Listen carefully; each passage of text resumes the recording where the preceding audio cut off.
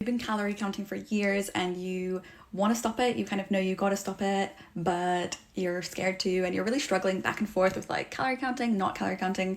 I'm going to tell you how I'm working on this with my one-to-one client, how we're getting her to slowly release calorie counting. So my number one tip is go slow with this.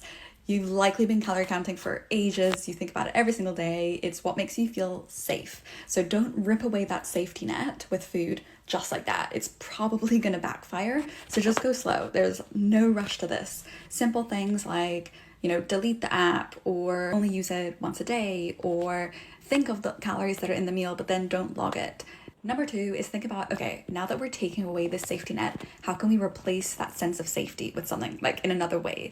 That could be through something like breath work, meditation, journaling, resourcing safety, or my next point is through proof. So remember, you have likely been calorie counting again for ages. You're very experienced at it. You're very good at it. So of course, something that you're really good at, it's gonna make you feel safe. And now you're practicing intuitive eating, food freedom, you're practicing not calorie counting. So you're probably gonna suck at it, which is totally fine. It's gonna take practice, but that's the thing. You've got to give yourself the chance to practice at it, to practice and get good at it.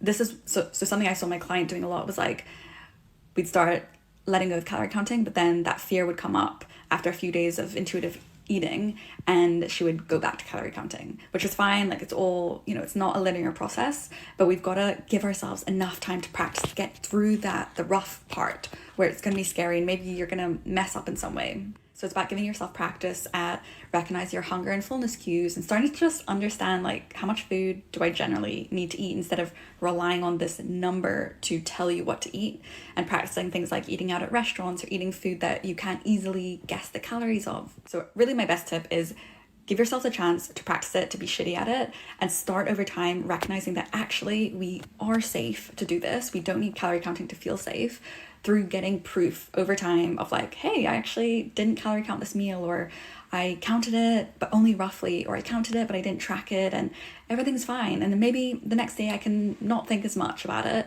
and also it's gonna be fine.